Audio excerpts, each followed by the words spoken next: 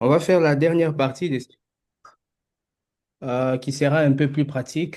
Comme on l'a fait, ce sont les techniques de biologie moléculaire. Je vais un peu les présenter encore en détail pour avoir quelques, quelques éclaircissements pour vous.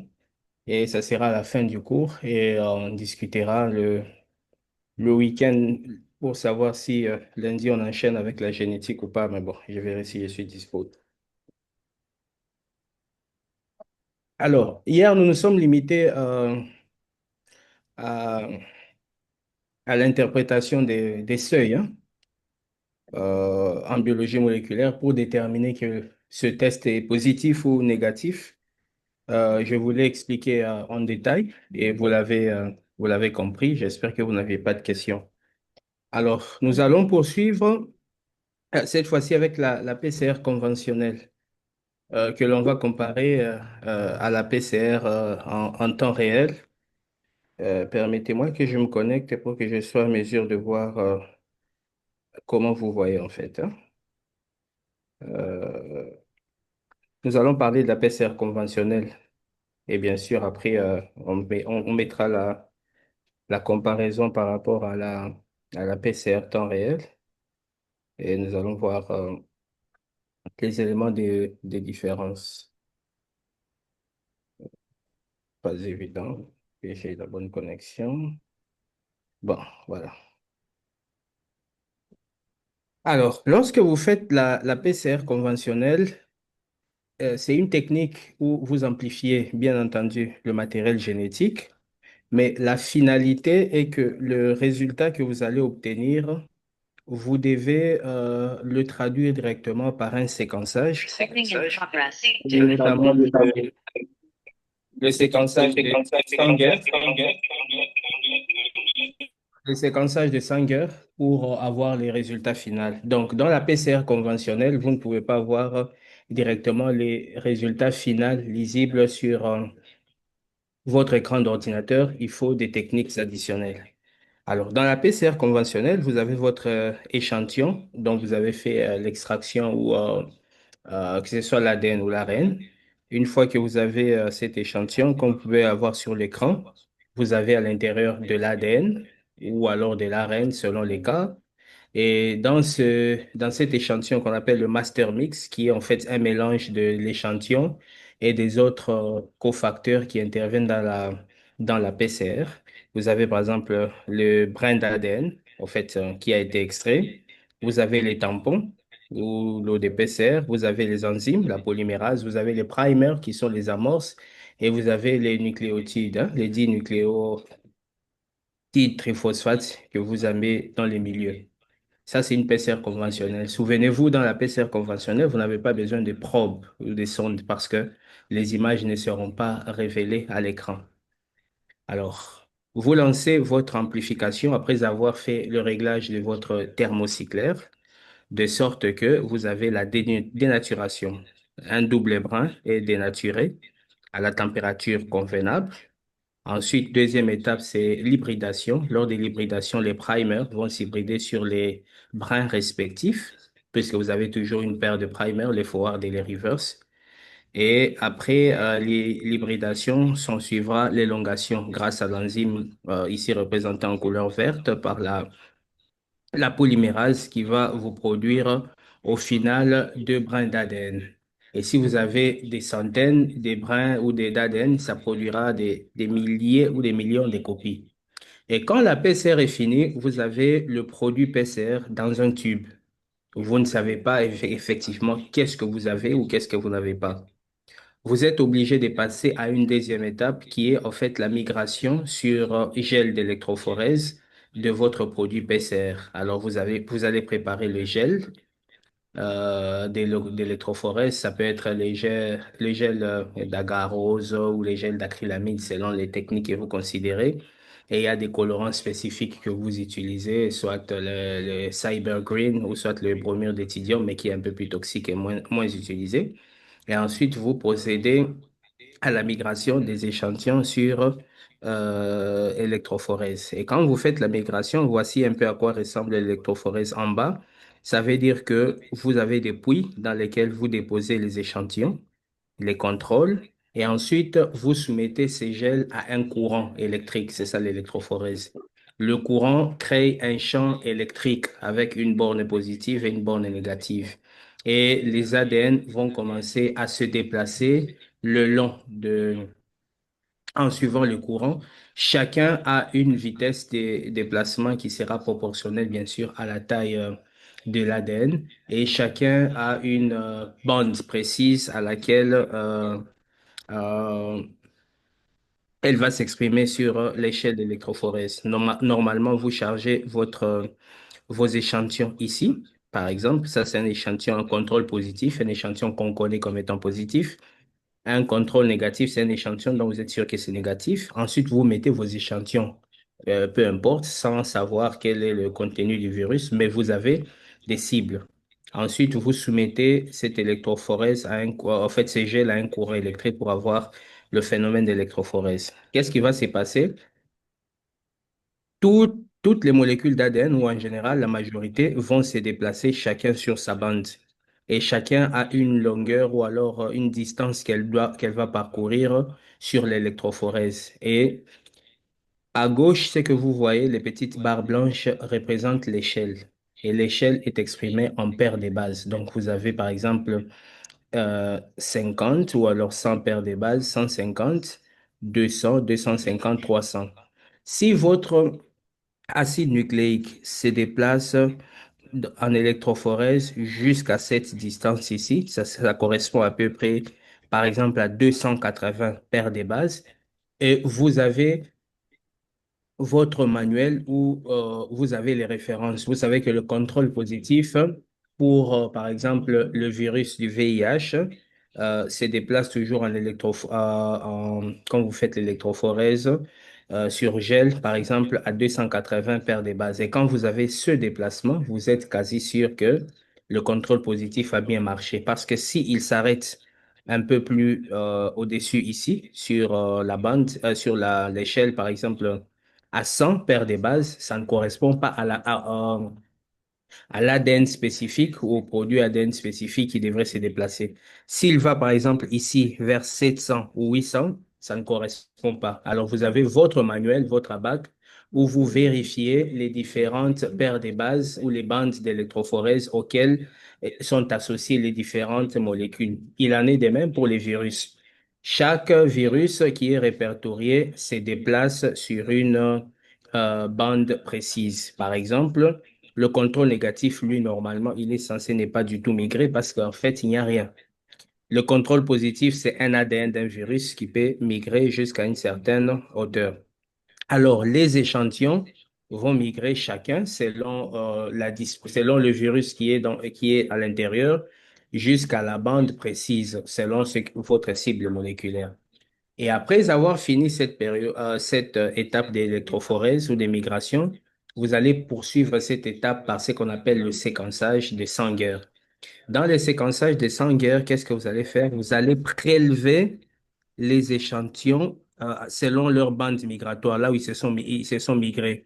Parce que si cet échantillon, par exemple, a migré jusque-là, ça signifie que l'ADN qui était chargé dans l'échantillon a migré jusqu'à ce niveau. Alors, vous allez prélever l'ADN dans ce puits, vous allez prélever l'échantillon pour faire finalement la dernière partie qui est le séquençage. Et ce n'est qu'après avoir fait le séquençage que vous aurez des résultats pour savoir qu'il s'agissait par exemple du virus Ebola ou alors du virus de Marburg ou alors du virus Mpox, etc. Vous voyez que c'est une technique assez laborieuse. Vous amplifiez, vous faites des PCR. Si ce sont des virus ARN, vous faites la rétrotranscriptase d'abord et ensuite vous avez l'ADN que vous amplifiez. Et quand vous avez le produit PCR, vous ne vous arrêtez pas là. Vous poursuivez en faisant l'électrophorèse sur gel et à la fin de l'électrophorèse, vous procédez maintenant au séquençage de Sanger pour avoir les résultats finaux. Et ce sont ces résultats qui vous permettront de savoir que nous avons isolé la séquence du virus partant de tel fragment à tel fragment. Voilà. Alors, quand vous comparez la PCR conventionnelle par rapport à la PCR temps réel, vous devez savoir ce qui suit.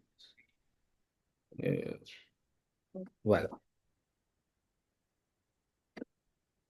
Dans la PCR temps réel, voici le thermocycleur ici est capable de vous afficher directement les résultats à l'écran.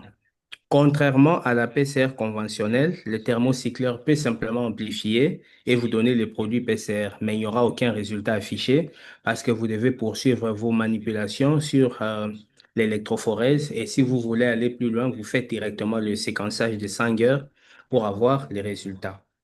Par contre, en PCR temps réel, vous avez votre tube qui contient l'échantillon, l'ADN, le tampon, les dinucléosides triphosphate, les enzymes, les primers. Vous ajoutez également les probes parce que ce sont les probes qui vont révéler les séquences d'ADN qui ont été amplifiées et ils vont les traduire en une fluorescence qui va être affichée sur l'écran, soit sous forme de la concentration de fluorescence, soit sous la forme des valeurs CT ou alors sous la forme de la charge virale selon l'unité d'expression, l'unité d'affichage que vous allez choisir. La dénaturation, c'est pas toujours de la même façon, dans les mêmes procédures, ou de la même manière ou dans les mêmes conditions, mais seulement dans la PCR quantitative ou la PCR temps réel, au moment où la dénaturation s'est faite, il y a la deuxième étape qui est l'hybridation. Partout, vous avez l'hybridation. Mais dans l'hybridation en PCR temps réel, il y a les primers qui vont s'hybrider. Mais à part les primers, il y aura aussi les probes qui viendront s'hybrider également. Ce qui fait que lors de l'élongation, ici, à gauche, dans la PCR conventionnelle, la polymérase va allonger les brins d'ADN pour donner le double des brins par rapport aux brins initiaux. Mais dans la PCR temps réel, au moment de l'élongation, il y a une partie de la polymérase, vous vous souvenez ce que j'ai enseigné hier, qui va casser le reporter. Une fois que le reporter est cassé, l'énergie, la haute énergie qui y était stockée va être libérée parce que le reporter n'est plus du tout, tout proche du quencher. Il s'est éloigné du quencher et ce qui fait qu'il y aura une fluorescence qui va être émise. La fluorescence est proportionnelle à la quantité ou à la concentration des fragments d'ADN qui ont été amplifiés ou alors qui ont été, oui, qui ont été amplifiés, bien sûr. Et à la fin de la manipulation, comme vous pouvez le voir, à gauche, vous avez le produit PCR, en PCR conventionnel, que vous allez mettre sur gel d'agarose ou d'acrylamide pour faire la migration. Et ensuite, retenir les différentes bandes de migration des ADN oui, du produit PCR qui correspondent au fait à l'expression de chaque virus. Et maintenant, si vous voulez savoir de quel virus il s'agit en détail, vous pouvez maintenant faire le séquençage des Sanger. Par contre, en PCR temps réel, une fois que la PCR est terminée, l'intensité de la fluorescence va être exprimée grâce à des courbes. Et ce sont ces courbes que vous allez voir et que vous allez lire qui, en fait, traduisent l'exactitude de la concentration de fluorescence qui a été répertoriés ou détectés dans les milieux selon les cycles d'amplification, ce qu'on appelle les valeurs seuil ou les valeurs CT.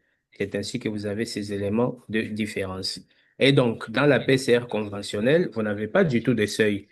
Par contre, dans la PCR temps réel, vous avez bel et bien un seuil. Et ce seuil vous permet donc voilà, de pouvoir déterminer la positivité ou la négativité d'un échantillon. Question à ce stade avant qu'on avance.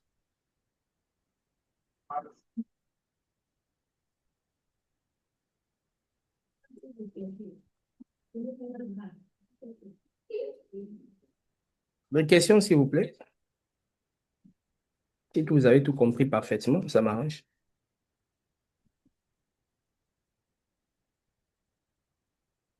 D'accord, il n'y a pas de question. Alors, j'ai remis la PCR conventionnelle ici pour vous montrer la suite de ce qui va être fait. La suite, c'est ce qu'on appelle le... En fait, ici, je réexplique la PCR avant de faire le séquençage de Sanger. En général, je vais faire le zoom pour que vous puissiez voir. Voici votre brin d'ADN. qui va être amplifié, le double brin, d'accord? L'ADN parental, ou l'ADN de base, ou l'ADN de départ. La première étape vise à faire la dénaturation pour donner deux brins, un brin positif et un brin négatif, etc. Et vous avez des primers. Souvenez-vous, vous avez des primers qui sont là et vous avez l'enzyme qui est la polymérase. J'aimerais attirer votre attention, je crois l'ami a posé la question hier, comment est-ce qu'on corrige les fragments d'Okazaki dans la PCR? Non, dans la PCR in vitro, il n'y a pas de fragments d'Okazaki. Pourquoi? Parce que le type de polymérase qu'on utilise, majoritairement la TAC polymérase, c'est une polymérase qui est très affinée et qui ne permet pas du tout de saut lorsqu'il lit les brins négatifs, ce qui fait que vous n'avez pas du tout des fragments d'Okazaki. Alors, lorsque vous faites cette PCR conventionnelle, dans votre milieu, vous avez euh, 10, les 10 TTP, si vous voulez, les 10 CTP, les 10 ATP et les 10 GTP. Ce sont les désoxy, hein, les désoxy thymine triphosphate, désoxy cytosine triphosphate, désoxy adénosine triphosphate, désoxy guanosine triphosphate, qui sont dans les milieux. Et lorsque vous lancez la dénaturation, les deux brins se séparent. Une fois que les deux brins se séparent, comme vous pouvez voir, les primers vont venir s'hybrider ici ou s'accrocher ici. Le primer forward et le primer reverse afin de pouvoir faire ce qu'on appelle l'élongation. La dénaturation a lieu à 95 degrés, comme vous pouvez le voir. L'hybridation a lieu entre 55 et 65 degrés, ça dépend du protocole que vous choisissez. Et la troisième étape, c'est l'élongation. L'élongation se fait en général autour de 72 degrés et à ce moment, la polymérase ou la TAC polymérase est activée. Elle va maintenant, comme vous pouvez le voir, allonger les différents brins. Le brin 5', 3' va être allongé dans les sens inverses, dans les sens de 5', dans les sens de 3', 5', comme ceci, de la droite vers la gauche, comme vous pouvez le voir. Et le brin négatif va être également allongé dans les sens opposés. Au final, vous obtenez deux doubles brins et les brins vont être répétés autant de fois et vous pouvez faire parfois 20 jusqu'à 40 cycles. Non, vous faites au total 40, 44 cycles, 45 cycles, ça dépend des PCR, hein. Mais les PCR, classiquement, vous dépassez pas 50 cycles, hein. Vous vous arrêtez à 40, 45, etc. Et vous pouvez donc répéter ces cycles autant de fois pour avoir votre produit PCR. Ça, c'est une première partie. Est-ce que j'ai des questions sur cette partie? Je crois que ça, c'est la répétition de ce qu'on a fait hier. Ensuite, dans la deuxième partie, vous allez maintenant procéder. En fait, c'est aussi une PCR conventionnelle, mais c'est une variante de celle qu'il y a avant. Mais à la fin, elle arrive à vous faire détecter ce qu'on appelle le fluorochrome ou les substances fluorescentes. C'est une variante de PCR et bien sûr, dans cette variante de PCR, vous n'ajoutez pas de probes, mais vous ajoutez des substances fluorescentes qui sont différentes. Regardez, ça c'est l'amorce, le primer. Ça c'est l'ADN que vous voulez amplifier. Ça c'est l'enzyme. Et vous avez les 10 désoxy nucléosides triphosphate, donc des différentes sortes, hein. 10 désoxy, euh, 10 désoxy euh, thymine triphosphate, 10 désoxy-adénosine triphosphate, 10 désoxycytosine triphosphate, 10 désoxy-guanosine triphosphate. Vous les mettez dans le milieu. Ensuite, qu'est-ce que vous faites? Vous lancez votre PCR. Ici, la particularité est que à chaque amorce, il y a l'enzyme qui vient commencer la réaction juste après en mettant ou en liant, en attachant le dinucléotide triphosphate correspondant. Et ceci va créer des élongations. Regardez, ce qui est représenté en rose ou en violet, c'est le guanosine triphosphate. En bleu, c'est le cytosine triphosphate. En Vert, c'est l'adénosine triphosphate et en rouge, c'est le thimédine triphosphate. Et à partir de ce moment, vous allez avoir des élongations de l'amorce et de la chaîne terminale. Ça, c'est une PCR très, très particulière où les élongations se font au niveau des amorces. Pourquoi? Parce que on a des amorces qui vont subir des élongations avec des oxynucléotides triphosphate différents. Ceux qui sont en rose, ils vont faire une élongation que, comme vous pouvez le voir, de l'amorce et de la chaîne terminale. Amorce, chaîne terminale, et vous aurez ceci. Et quand vous avez tous ces échantillons dans les milieux ou ces fragments d'ADN qui ont été amplifiés, vous allez maintenant soumettre ces brins d'ADN qui ont été allongés à l'électrophorèse de l'ADN. Et vous allez donc mettre ces échantillons dans les différents puits dans un appareil d'électrophorèse. Que fera l'appareil d'électrophorèse? Il va séparer les brins d'ADN, d'accord, à cause de la charge électrique que vous allez appliquer. Mais à part le fait de détecter, de séparer les brins d'ADN, il va également détecter la quantité de fluorescence parce que la fluorescence, vous l'avez mise ici, au niveau des nucléotides triphosphate. Vous avez mis vos fluorescents, vos fluorochromes là-bas. Alors, les substances fluorescentes vont être détectées. Et à la fin, sur l'image, toutes les substances fluorescentes qui vont être détectées vont être exprimées, d'accord? Sur un écran, comme vous voyez ici avec les différentes courbes, avec des couleurs. Le rose qui correspond à une certaine, à des dinucléotides spécifiques, c'est les guanosine. Le bleu, c'est la cytosine. Le rouge, c'est la thymidine et non, le bleu. Le rouge, c'est la thymidine et le rouge, c'est l'adénosine. Après avoir détecté ces fluorochromes, ils vont maintenant lire la séquence qui a été traduite ici. Voici par exemple la séquence qui est CGTCA, etc. Et il va maintenant la traduire sur l'ordinateur qui va lire et vous produire la séquence génétique qui a été traduite. En fait, pour résumer cette partie, dans cette PCR conventionnelle et sa suite, vous arrivez à marquer, en fait, vous faites un marquage avec des fluorochromes des différentes séquences que vous voulez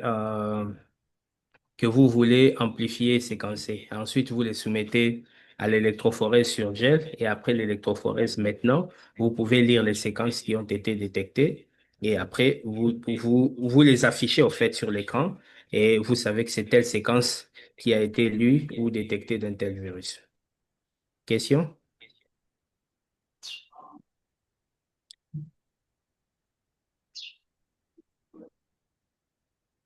Ça vous paraît difficile, c'est normal, mais parce que vous ne les pratiquez pas. Vous le comprenez mieux quand vous faites la manipulation. Voilà pourquoi je me suis arrangé ici pour ne pas mettre des phrases, hein, pour que ce soit plus clair pour vous. J'ai essayé de mettre les images, les schémas et autres.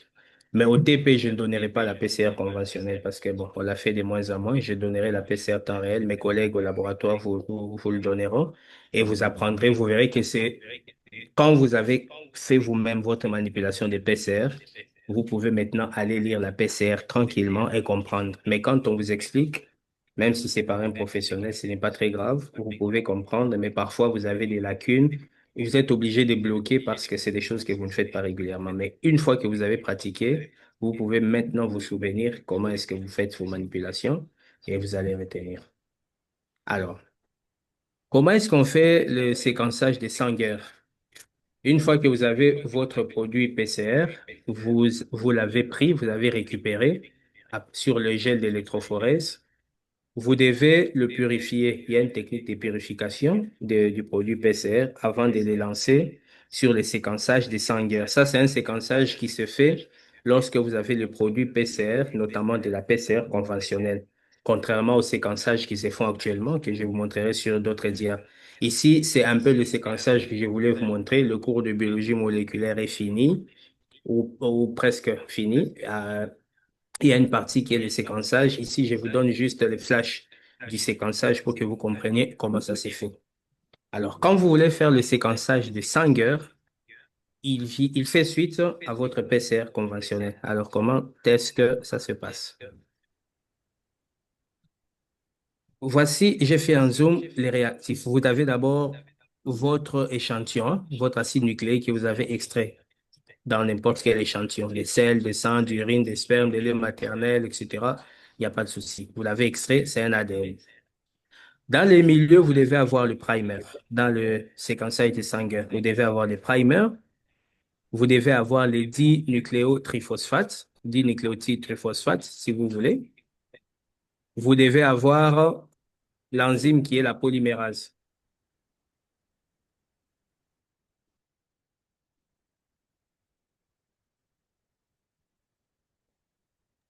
Vous devez avoir la polymérase et puis vous devez avoir maintenant vos nucléotides. Cette fois-ci, ils sont couplés de manière spécifique pour avoir les 10 désoxyadénosine triphosphate, les 10 désoxythymidine triphosphate, les 10 guanosine triphosphate, les 10 désoxycytosine triphosphate.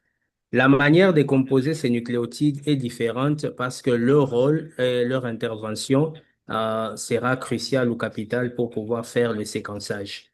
Voilà pourquoi ils sont préparés différemment. Alors, la première étape, qu'est-ce qui se passe? C'est primer annealing and chain extension. Donc, c'est l'hybridation. Les primers vont s'hybrider, suivi de l'élongation. Alors, quand l'hybridation s'est faite, les primers s'hybrident à la séquence.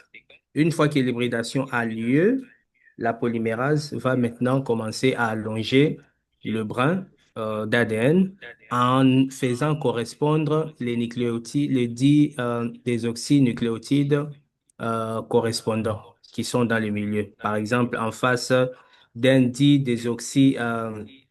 adénosine triphosphate, il mettra un didésoxythymidine triphosphate. Donc, le A avec le T, le C avec le G avec le C, le T avec le A, comme d'habitude. Alors, au moment où cela se passe, regardez bien, il y a l'élongation de cette chaîne. Alors, les deuxième étape, les didésoxynucléotides triphosphates vont se fixer à chacune des chaînes, d'accord, d'ADN, mais ils ont la possibilité de pouvoir allonger et arrêter l'extension jusqu'à un certain moment. Ce qui fait que, regardez, la polymérase a commencé à allonger le brin d'ADN. Il va l'allonger sans problème. Mais arrivé à un moment de la chaîne, le désoxynucléoside triphosphate a la capacité d'arrêter, d'accord, l'élongation de la chaîne.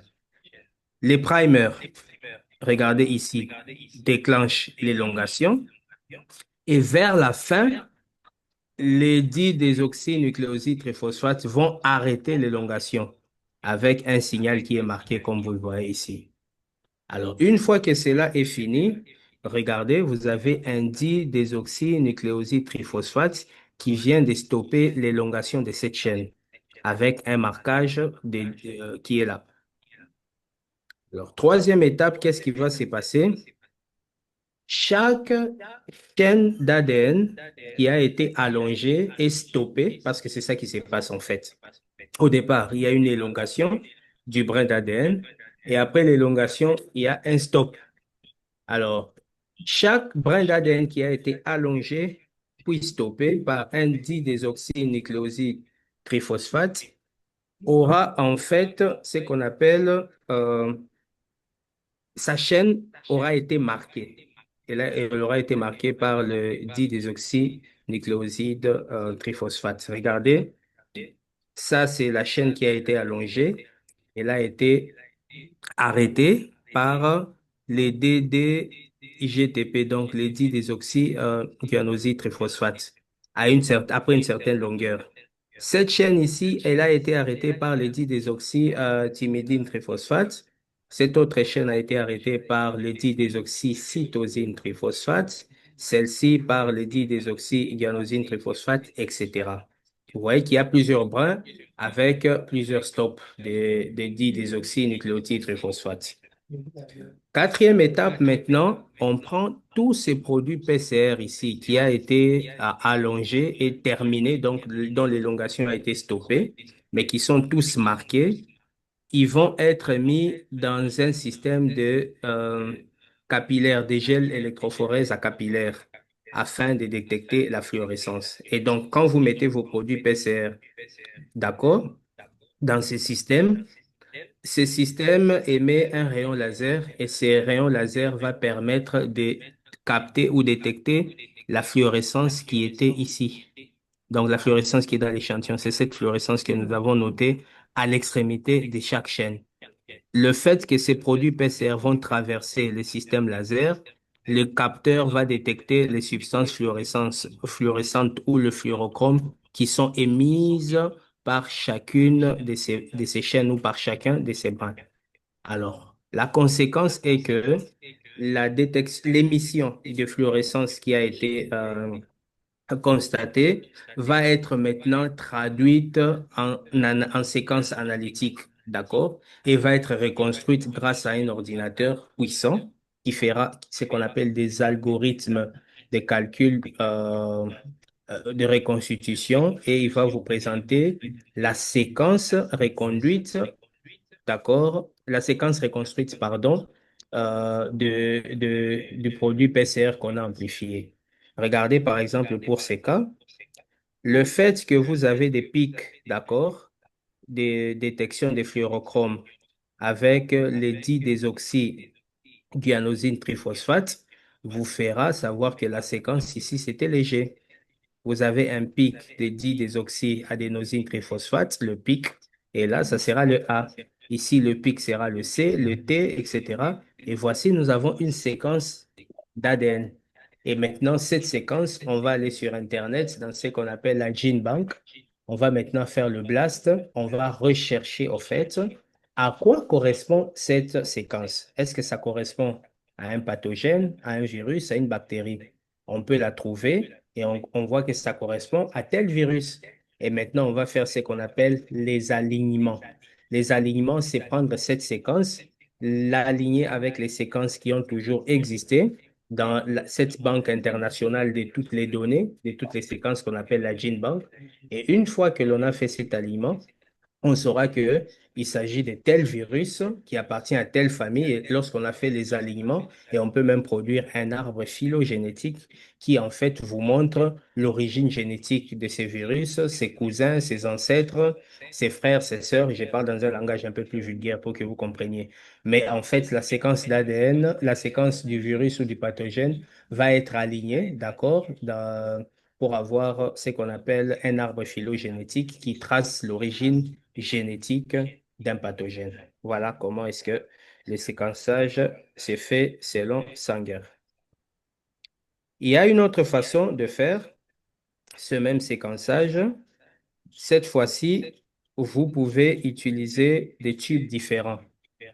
Vous avez un premier flacon qui contient les 10 qui contient le didésoxythymidine triphosphate. Le deuxième flacon contient le didésoxyadénosine triphosphate. Le troisième, le didésoxyguanosine triphosphate. Et le quatrième, le didésoxycytosine triphosphate. Donc, vous avez quatre tubes différents. Et ce que vous faites, vous avez la séquence d'ADN que vous considérez. Vous prenez ces substances ici parce qu'ils sont marqués, au fait, les didésoxynucléotides, ils sont marqués et vous allez essayer de faire les élongations ou les allongements comme on l'a fait dans l'autre méthode. C'est la même chose, au fait. J'ai juste fait avec deux figures différentes. Et chaque séquence d'ADN va être terminée par un des dix nucléotides triphosphate correspondants, que ce soit les G, le A, le C, le T, le I, etc. Remarquez bien, regardez bien sur l'image, chaque séquence qui termine une chaîne détermine en fait le didésoxy nucléotide triphosphate correspondant. Par exemple, la chaîne ici, la séquence d'ADN ici, est terminée par les DDGTP. Ça signifie ici que nous avons un guanosine, un G. Cette séquence est terminée par le A. Celle-ci par le C, par le T. Ce sont les paires de bases que vous connaissez ou les différents nucléotides que vous connaissez et regardez le mouvement en diagonale. Regardez la diagonale ici. La diagonale, au fait, correspond à la terminaison de chacune des brins qui ont été allongés, ce qui correspondra au point de séquence, comme vous le voyez. Maintenant, comme ici, on ne sait pas très bien comment est-ce qu'ils se sont présentés, on va les prendre, on va prélever chacun de ces produits, on va le mettre dans un puits d'électrophorèse. Voici l'électrophorèse. Euh, les gels d'électrophorèse, on prend les produits PCR, on les dépose dans chaque puits. Chaque produit sera capable de migrer sur le gel d'électrophorèse conformément, d'accord, à sa taille et bien sûr à sa position. Et par conséquent, vous avez par exemple dans dans cette colonne ici, ou dans cette colonne ici, vous avez cette migration. Dans A, vous avez la migration des différents, etc. Et quand vous avez toutes ces migrations, vous allez maintenant lire la séquence de ces migrations. Soit vous allez lire de bas vers le haut, ou soit des hauts vers les bas. Alors, si vous voulez que je vous lise cette séquence, pour vous qui n'avez rien compris, suivez-moi très bien. Le rouge représente le T, la thymine. Le vert représente la cytosine. Le jaune représente la guanine et le bleu représente l'adénine. Quand vous avez votre migration, d'accord, sur gel d'électrophorèse, vous allez maintenant voir comment est-ce que les différents fragments d'ADN ont pu migrer. Alors, pour recompléter ou pour avoir la séquence complète, qu'est-ce que je vais faire? Je vais lire la séquence ici comme étant G, A, C, T, G, d'accord, A, G, C, A. C'est ça la séquence que j'ai obtenue selon les différents points d'émigration. Et quand vous regardez au-dessus, voici ma séquence, elle est là, elle est complète. Et cette séquence a été détectée grâce à la migration sur électrophorèse. Ensuite, maintenant, je mets cette séquence dans un séquenceur. Le séquenceur va traduire la fluorescence qui a été obtenue et va me produire également la séquence. C'est grâce à cette séquence maintenant que je peux aller sur Internet, faire le blasting pour aligner la séquence par rapport à d'autres séquences préexistantes ou existantes. Et au final, j'ai ma séquence complète. Et c'est cette séquence qui va être alignée et je vais construire un arbre phylogénétique, par exemple, pour dire que le virus Ebola que j'ai isolé, il appartient à la famille des filoviridés, genre, par exemple, Ebola virus, mais le variant ou la souche, Ebola Zaïre. Et si c'est Ebola Zaïre, par exemple, je peux dire variant Likati, je peux dire variant Lomela, variant Muyembe, il y a plusieurs variants comme ça. Bon, ici, je ne donne pas les détails parce que je ne vous enseigne pas la virologie. Ceux à qui j'enseigne la viro, j'ai le temps de dire les détails. Mais vous, je vous dis ce qui vous concerne, bien entendu. Question, s'il vous plaît. Où est Amani? Amani, où es-tu? Elle n'est pas venue.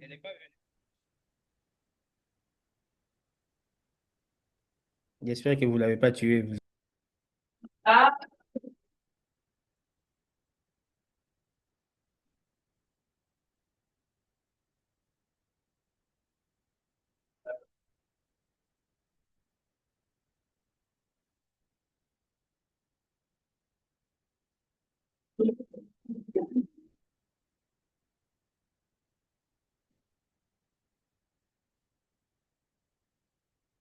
Monsieur,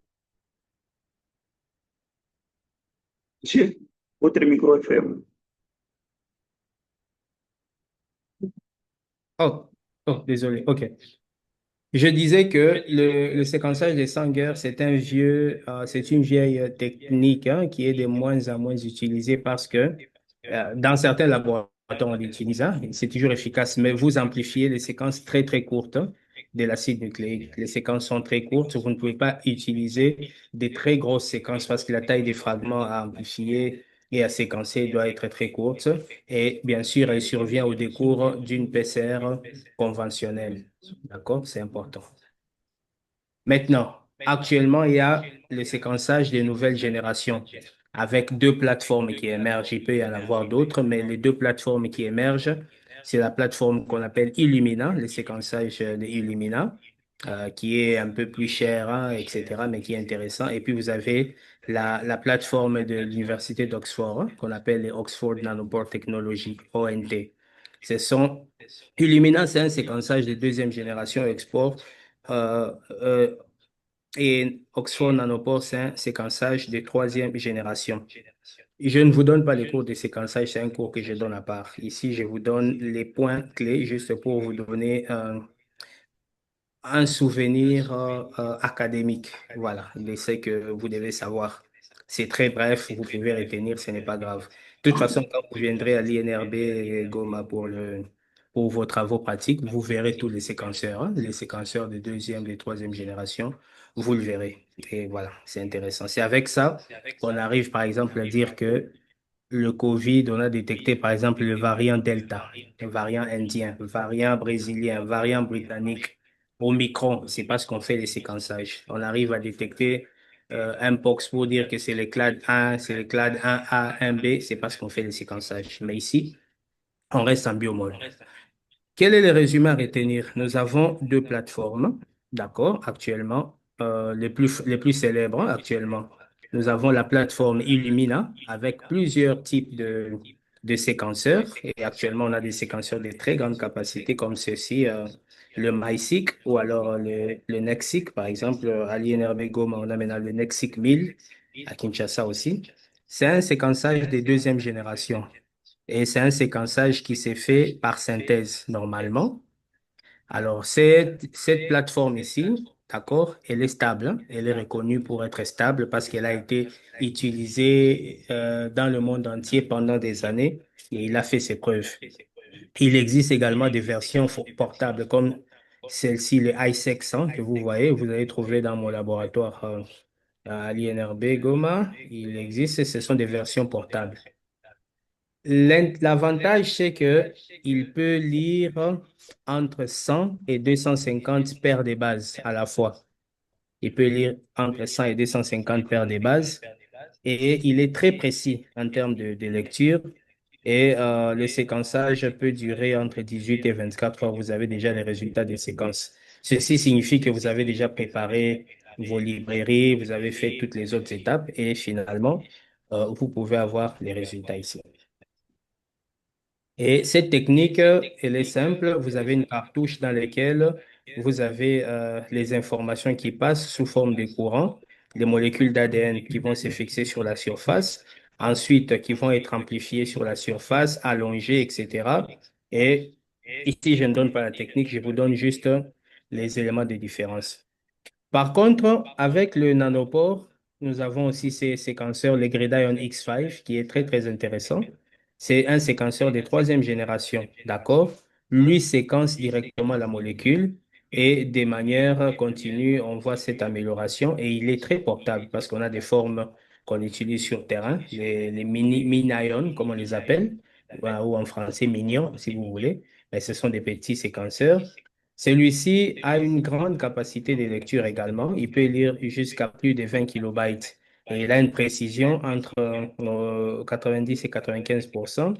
Et les données qui sont générées peuvent être produites ou partagées en temps réel, ce qui fait qu'ils peuvent être utilisés de manière instantanée. Je ne suis pas allé dans les détails de technique avec tout ça parce que ça fait l'objet d'un autre cours. Ici, je vous donne juste la mémoire. Si on vous demande de parler de séquençage, vous dites que non, le prof nous a dit qu'il y a actuellement, il y a le séquençage de Sanger, hein, c'est parmi les vieilles techniques de séquençage, mais actuellement, il y a des séquenceurs de deuxième génération, notamment les plateformes Illumina, et nous avons les séquençages de troisième génération avec les plateformes nanopore. Pour moi, c'est bon à ce stade. Donc, je ne vais pas, excusez-moi, qu'est-ce que j'ai fait?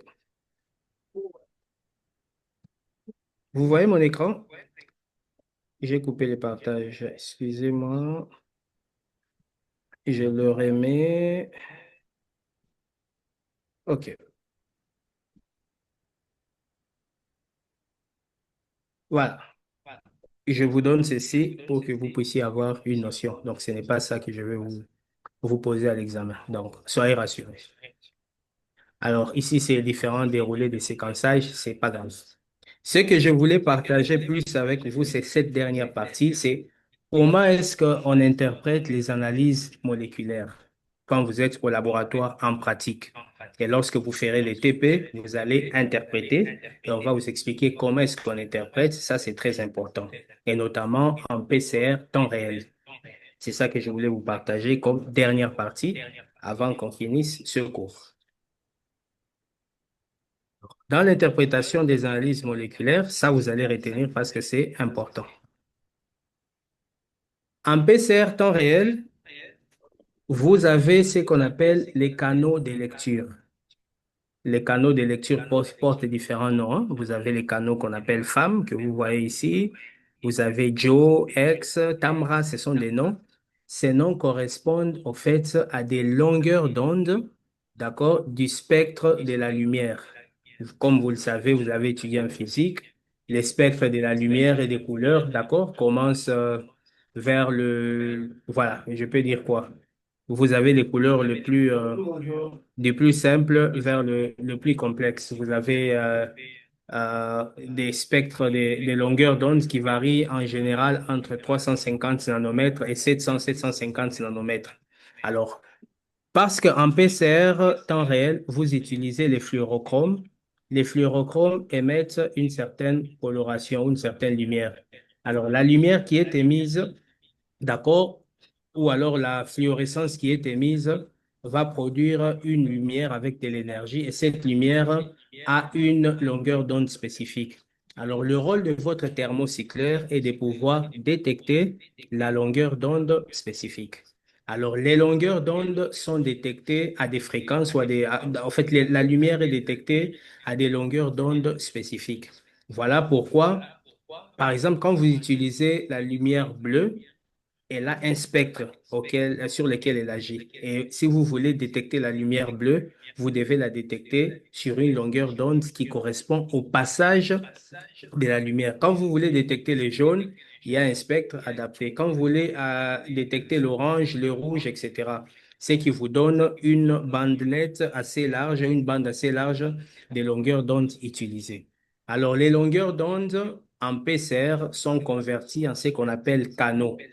Alors, par exemple, le canal femme, c'est pour des longueurs faibles, hein, entre 300, 400, 450. Le canal X, ou alors pour d'autres fabricants, c'est le canal Joe, comme vous voyez ici, ou Tamra, correspond par exemple à des longueurs d'onde entre 400 et 550. Le cyanine 5, Sci5, mais il y en a plusieurs, correspond à une certaine longueur d'onde. Le Texas Red correspond à d'autres. J'ai mis cette image parce que ça, c'est un résultat Mpox positif. C'est un résultat des monkeypox positif que j'ai pris de mon laboratoire pour vous le montrer. Quand vous avez la PCR est finie, les résultats apparaissent comme ceci, avec des courbes. Et vous devez être capable maintenant d'interpréter les courbes pour savoir qu'est-ce qu'il y a exactement. Alors, si j'essaie de mettre le zoom ici, bon, de toute façon, je ne vais pas beaucoup insister parce que vous les verrez au TP. Mais je vais quand même expliquer.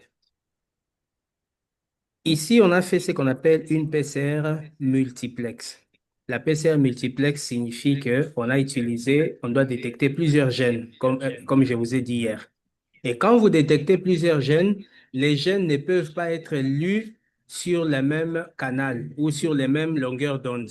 Voilà pourquoi en PCR temps réel, quantitative, on utilise les fluorochromes des couleurs différentes. Pourquoi? Parce que on est sûr que une cible moléculaire qui a été détectée, par exemple, sur ce canal, va être lue à telle longueur d'onde. Au cours de la même PCR, on peut avoir une autre cible moléculaire. Elle va être lue sur une autre longueur d'onde, sur une autre longueur d'onde et sur une autre longueur d'onde. Si vous parlez de manière vulgaire, ça sera comme si vous lisez les résultats, mais sur des fréquences différentes. Est-ce que vous comprenez ça? C'est sur des fréquences différentes. Je vous donne un exemple pratique de la vie. Quand vous suivez les matchs, souvent les dernières journées, d'accord, des championnats par exemple, vous avez ce qu'on appelle le multiplex, n'est-ce pas? Ceux qui suivent Canal+ ou DSTV, vous avez les multiplex. Vous avez soit une chaîne qui montre tous les matchs, mais il est en train de couper. Quand il y a un but ici, il coupe. Vous entendez une sonnerie là-bas pour vous dire que non, voici un but, on vous montre les buts, et puis on passe à l'autre, à l'autre. Ça, c'est un multiplex direct. Tout comme vous pouvez avoir plusieurs chaînes en même temps qui sont en train de montrer les matchs qui se déroulent en même moment. Le principe est simple, il faut zapper. Par exemple, tu prends sur Canal 11, tu as Chelsea-Liverpool, Canal 12, tu as Brighton, je ne sais pas quoi, Canal 13, tu as patati patata, Canal 14, etc. Ce qui fait que au même moment, 5 matchs ou 10 matchs sont en train de se jouer et ils sont sur des chaînes tout à fait différentes. Alors, c'est la même logique ici. Vous avez, au cours d'une même PCR, vous avez plusieurs amplifications avec plusieurs cibles virales. Mais comme ce n'est pas possible ou ce n'est pas toujours aisé de lire plus dans un canal plusieurs résultats, alors les résultats vont être répartis sur plusieurs chaînes, sur plusieurs canaux. C'est ça le principe de la PCR multiplex. C'est ainsi que, par exemple, pour le Mpox, quand vous faites une PCR avec le kit coréen, sud-coréen qu'on appelle RADI, quand vous voulez détecter les clades 1B, Mpox, le variant clade 1, le 1 en général, le clade 1, vous le détectez sur les canaux qu'on appelle femmes. Donc, vous allez cocher les canaux femmes dans tous les puits de votre plaque et vous allez avoir les résultats. J'essaie de zoomer. Ce que vous voyez en vert, ce que vous voyez en vert correspond au résultat positif du clade 1B. Et j'essaie de zoomer. Voilà. Regardez, vous avez vu plusieurs courbes, non? Regardez cette courbe ici, elle est sigmoïde comme ceci, elle va là-bas. Il y a une valeur CT, une valeur correspondant à la charge virale. Ça, c'est un autre échantillon. Chaque courbe représente un échantillon dans un puits. Si vous avez 96 puits, ça veut dire que vous aurez 96 courbes, mais ce ne sont pas toutes les courbes qui vont s'exprimer parce qu'il y aura des échantillons qui sont négatifs et ceux qui sont positifs. Ici, les courbes expriment ou traduisent les échantillons qui sont positifs, ça veut dire qu'ils ont donné un signal moléculaire, dont c'est les échantillons qui ont été amplifiés. Et puis, regardez, vous voyez qu'il y a différentes courbes. Les courbes n'ont pas la même hauteur. Il y a des courbes qui sont plus courtes, comme celle-ci, ou qui sont basses. Et regardez le point de départ, le point d'émergence des courbes. D'accord? La ligne que vous voyez, par exemple, en vert, ici, considérez uniquement ce qui est en vert. C'est ça. Nous sommes dans le canal femmes. Nous recherchons le clade 1 du virus du monkeypox. Regardez la ligne des bases. C'est ça qu'on appelle le seuil. La ligne qui est verte là-bas. Tout ce qui est au-dessus de ce seuil va être considéré comme étant positif. Voilà la notion de seuil que je vous avais enseignée. Regardez, cette courbe, elle commence ici. Ici, il y a déjà un signal qui est détecté là où il y a mon curseur. Mais on ne peut pas encore dire que c'est positif parce que c'est en dessous du seuil. À partir du moment où la fluorescence est détectée au-dessus du seuil, on va considérer que c'est positif. Mais regardez bien, vous voyez trois courbes là, parce qu'il y a trois seuils différents. Chaque canal a son seuil. Et la lecture des résultats va se faire par canal en considérant le seuil. En général, ce qu'on fait, voilà, je passe maintenant à gauche pour vous montrer. On décoche les autres canaux. Ici, regardez, j'ai décoché les autres canaux. Ici, vous avez beaucoup de couleurs, non? Vous avez le vert, vous avez le vert foncé, le vert clair, vous avez le rouge et le jaune. Ici, c'est tous les canaux. Il vous est difficile de lire les résultats comme ceci. Moralité, je décoche tous les canaux, je laisse uniquement le canal femme qui est la couleur verte et qui correspond au canal dans lequel je vais lire le monkeypox clade 1. Et regardez maintenant, j'ai des échantillons. J'ai par exemple 1, 2, 3, 4, 5, 6, 7. J'ai 8 échantillons qui sont positifs sur cette PCR, qui sont positifs à un gène, les gènes qui correspondent au clade 1. Les autres, ça veut dire qu'ils seront négatifs. Et maintenant, regardez que tous les échantillons, toutes les courbes ont dépassé la ligne de base, ce qu'on appelle le seuil, ou ce qui correspond au seuil, en fait. Et maintenant, on peut considérer que tous ces échantillons, ce sont des positifs, mais chaque échantillon aura ce qu'on appelle la valeur seuil, ou les valeurs seuil, ce qu'on a étudié hier. La valeur à laquelle la cible moléculaire est détecté pour la première fois. Ça peut être, regardez ici, le cycle C, ici vous avez 14, 16, 18, 20 jusqu'à 42, 44. Et regardez ici, la valeur seuil et pour cette PCR, elle est, je crois, à 18, entre 18 et 20. Mais ici, les chiffres ne s'affichent pas. Il y a une autre page où maintenant vous avez les chiffres avec les valeurs CT. Regardez par exemple celui-ci. La valeur seuil peut être à 32, quelque part ici. L'autre sera peut-être à 30. Ça dépend de la lecture que l'on va faire. Mais pour lire correctement la PCR temps réel, vous devez être dans un même canal et vous lisez tous les résultats. Et quand vous êtes dans un même canal, vous devez ajuster la ligne des bases. Comment est-ce on ajuste la ligne des bases? La ligne des bases, la ligne verte que vous voyez, elle doit être placée à l'endroit où les courbes d'amplification commencent à monter de manière exponentielle. Regardez par exemple, j'ai choisi cette courbe, la première. La courbe commence à s'élever, d'accord? Et puis elle va basculer pour aller un peu vers la droite, vers le haut, d'accord? Et ensuite, elle va atteindre le pic et puis elle va se poursuivre en plateau parce que l'amplification ne peut plus donner des résultats au-delà. Alors, quand vous avez une PCR avec une courbe qui a la forme de S, la courbe est sigmoïde, en forme de sigma, en forme de S, ça signifie que c'est une bonne courbe. Maintenant, quand vous avez une bonne courbe comme celle-ci, vous pouvez maintenant ajuster la ligne des bases. Mais il est recommandé d'ajuster la ligne des bases pour l'ensemble des courbes dans le même canal parce que ce sont les mêmes échantillons auxquels vous soumettez ce sont les mêmes échantillons que vous avez testés. Alors, pour ajuster la ligne ici, vous devez la mettre à peu près à l'endroit où l'ensemble ou la majorité des courbes commencent à avoir une élévation exponentielle. Et regardez l'endroit où c'est placé ici, et là, ça correspond à peu près à l'endroit où toutes les courbes commencent à s'élever de manière exponentielle. Quand vous êtes en train de faire cet ajustement ici, vous êtes en train d'ajuster les seuils. Ce qui fait que si les courbes se sont élevées, par exemple, à partir de là où il y a la ligne rouge, si je ramène ma courbe verte là où il y a la ligne rouge, ça signifie que tous les positifs qui sont en dessous de ça, en dessous du seuil, deviendront négatifs parce que j'ai ajusté ma ligne de base. Ce qui fait qu'au laboratoire, je peux modifier la positivité de certains échantillons, notamment ceux qui ont des valeurs faibles ou qui ont des valeurs limites. Et cette interprétation ici tient en compte le fait que vous devez soustraire ce qu'on appelle le bruit des fonds.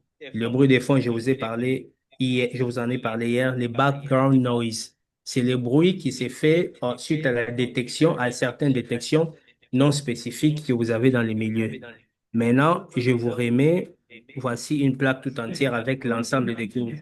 Vous allez voir qu'il y a plusieurs courbes, etc. Mais pour interpréter, vous irez courbe par courbe, vous interprétez et puis vous déterminez les valeurs CT.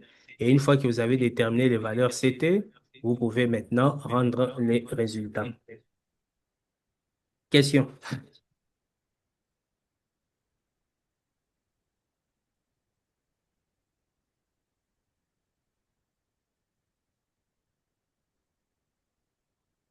Bon, s'il n'y a pas de question, c'est que c'est clair. Regardez maintenant. Deuxième courbe, je vais uniquement rechercher le, les orthopox, c'est les gènes génériques aux orthopox. Là, j'ai changé de canal. Je prends maintenant le canal qu'on appelle Joe. Regardez sur le canal Joe, c'est le canal qui correspond à ces courbes ici. Quand vous avez ces courbes ici, sa ligne de base, c'est celle qui est en vert fluo ici. C'est ça sa ligne de base. Donc, son seuil. Et regardez qu'il y a des échantillons avec des petites courbes qui correspondent à une faible amplification. Ça signifie que la charge virale était faible, d'autres avaient des charges virales plus élevées, et vous allez interpréter le signal du gène que vous recherchez. Ici, on recherche les gènes des orthopox. Les orthopox ont un gène commun à tous les virus. Ensuite, maintenant, vous entrez dans les variants selon les espèces spécifiques. Ici, l'espèce, c'est Monkeypox clade 1. Ça peut être Monkeypox clade 2, etc. Donc, vous allez, pour cette PCR, détecter d'abord le gène générique de tous les orthopox pour être sûr que c'est un orthopox. Ensuite, vous allez détecter le gène spécifique, par exemple le clade 1. Et ensuite, vous allez dire comme résultat, nous avons détecté un orthopox virus, d'accord, espèce monkeypox clade 1. C'est ça les résultats que vous allez rendre. Et vous allez dire donc, il est positif avec deux gènes. Vous voyez que le fait d'utiliser deux gènes ou trois gènes vous donne la possibilité d'être de plus en plus précis. Parce que les orthopox, c'est un genre rare avec plusieurs virus qui d'autres infectent les animaux, d'autres les humains, d'autres ne se manifestent pas de la même manière. Mais quand vous avez le gène générique et les gènes spécifiques, vous pouvez confirmer maintenant votre diagnostic. Par exemple, si vous voulez maintenant détecter les CLAD2, vous allez changer de canal. Vous irez par exemple sur les canaux qu'on appelle Texas Red. Et quand vous allez sur les canaux Texas Red, voilà, les courbes apparaissent rouges. Et si vous avez des résultats sur ces courbes ici, ça signifie que vous avez détecté monkeypox, mais le variant, le CLAD2 par exemple, qui est différent du CLAD1. Donc, vous pouvez dire que chez cette personne, on a détecté. Ils sont partis? Bon, on va faire pause, hein. Il doit avoir un problème de connexion pour ça. Oui, Gérel, juste après ça, on va enregistrer le milieu de culture. Plusieurs microbes, plusieurs pathogènes. Tellement, la tendance est de pouvoir détecter plusieurs cibles moléculaires pour un même pathogène pour être sûr que vous avez bel et bien détecté le pathogène en question. Ça peut être un virus, hein, une bactérie ou un parasite en PCR. Et ça, c'est important. Est-ce qu'il y a une question?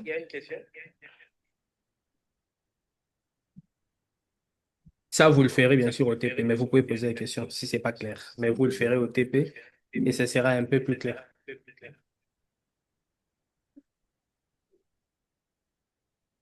Alors, je vais essayer de résumer pour vous. Il y a d'autres techniques qui sont un peu plus sophistiquées, mais je ne mettrai pas ça pour vous. Je vais le passer. Je vais juste résumer pour vous. Les étapes de la PCR, vous faites d'abord une extraction pour votre ADN ou ARN, ça c'est très important. Ensuite, quand vous avez le brin d'ADN, vous avez besoin des primers, des amorces, et vous avez besoin des enzymes, et vous avez besoin des adénosine triphosphate, thymidine triphosphate, guanosine triphosphate ou cytosine triphosphate, et la paire des primers.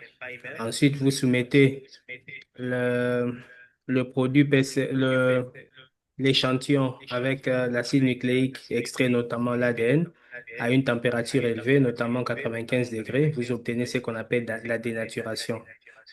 Quand la dénaturation a lieu, vous baissez la température entre 55 et 60 degrés ou 66 jusqu'à 65.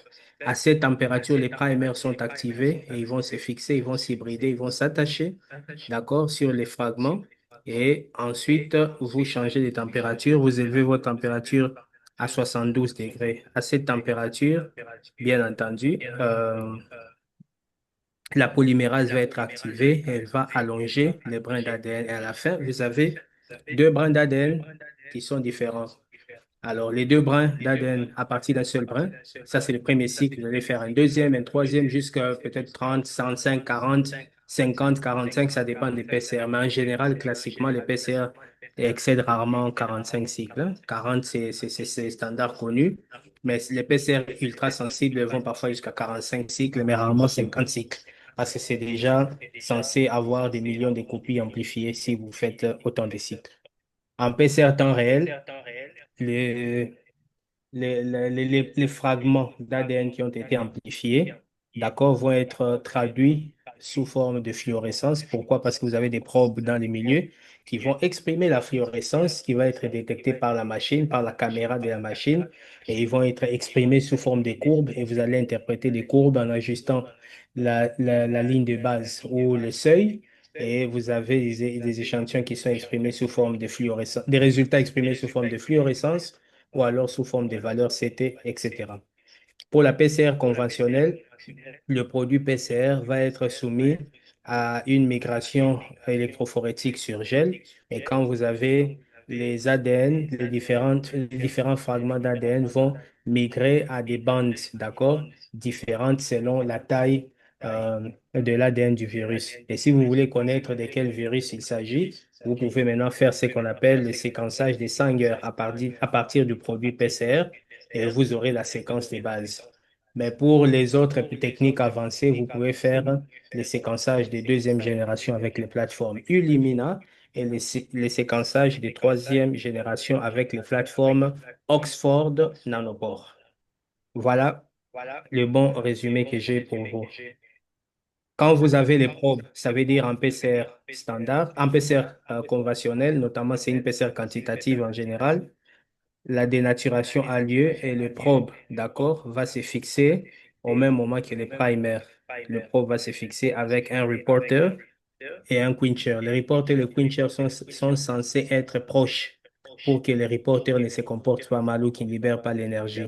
Alors, dès que l'élongation va commencer avec la polymérase va s'avancer, elle va cogner les reporters et va les casser. Dès que le reporter est cassé, il émet la fluorescence. La fluorescence signifie simplement que le brin a été allongé et a produit un autre double brin, un autre brin. Voilà pourquoi la fluorescence a été émise. Et à la fin de votre PCR, vous allez quantifier la fluorescence et c'est cette fluorescence qui va être exprimée. Voilà, ici j'ai mis, voilà, vous verrez ça dans votre cours, hein. C'est les schémas avec le probe pour détecter par exemple certaines, ça c'est la PCR d'ailleurs conventionnelle du SARS-CoV-2. J'ai mis en exergue le rôle des probes du début jusqu'à la fin, jusqu'à ce qu'on a les résultats finaux et comment les résultats vont être amplifiés. Ce n'est pas important. Voilà. Je pense qu'on a fini ici. Le restant, ça c'est une nouvelle technique de PCR qui utilise une nouvelle technologie, mais je trouve que c'est trop compliqué pour vous. On l'a fait pas on l'a fait uniquement dans le laboratoire à l'INRB Goma parce qu'on a un kit très particulier. Je ne pense pas que ça va vous aider. Si vous avez la chance de travailler avec nous, oui, vous pouvez le faire, mais bon, pour vous simplement, je n'en ai pas besoin. Alors, vos questions.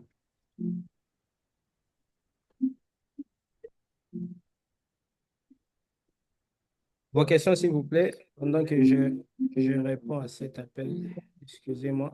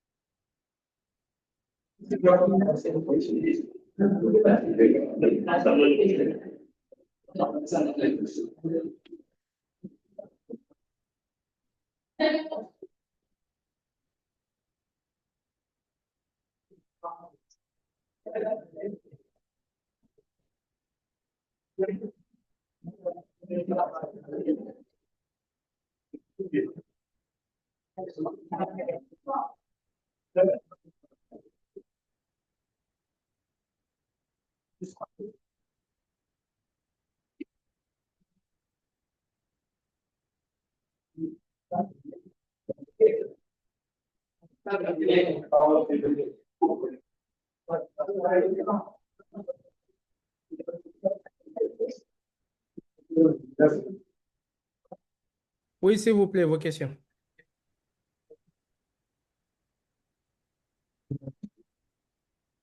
Une Après, on va... question Oui, s'il vous plaît. serait sur les dogmes centrales modifiés.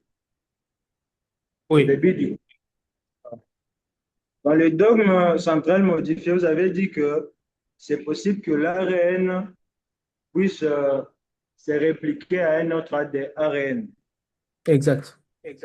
Donc, je voulais savoir pourquoi, par exemple, pour le virus à ARN, ou bien disons de virus à ARN, Mhm. pourquoi on est obligé à faire la RT-PCR? Pourquoi on est Oui, obligé de rétrotranscrire ça en ADN alors qu'on peut d'accord. seulement amplifier l'ARN en soi? C'est ça Non, ma non. question. Oui, j'ai compris. Votre question, ça concerne le dogme modifié de la génétique. Dans le dogme modifié, l'ARN peut être répliqué à un autre ARN grâce à une enzyme qu'on appelle la réplicase. Et ceci concerne en général les virus. C'est un ARN génomique. Ça concerne souvent les virus. Donc, quand, par exemple, le virus de SARS, le SARS-CoV-2, le virus du COVID ou le VIH se réplique, pour nous donner l'ADN de notre virus, c'est parce qu'en fait, il a, c'est parce qu'il a ce qu'on appelle un ARN réplicase. Mais ici, dans la PCR, on veut amplifier l'acide nucléique. Vous n'allez pas amplifier l'ARN. Vous allez répliquer l'ARN. C'est deux choses différentes. J'espère que tu m'as saisi. Le Donc, dogme je pense modifié, tu n'as pas compris. Gérald, tu peux arrêter l'enregistrement comme le cours est fini, mais on continue à discuter avec mon ami. Bon, peut-être il faut que je mette je cherche pour vous directement les dogmes modifiés, hein. Je vous les mets.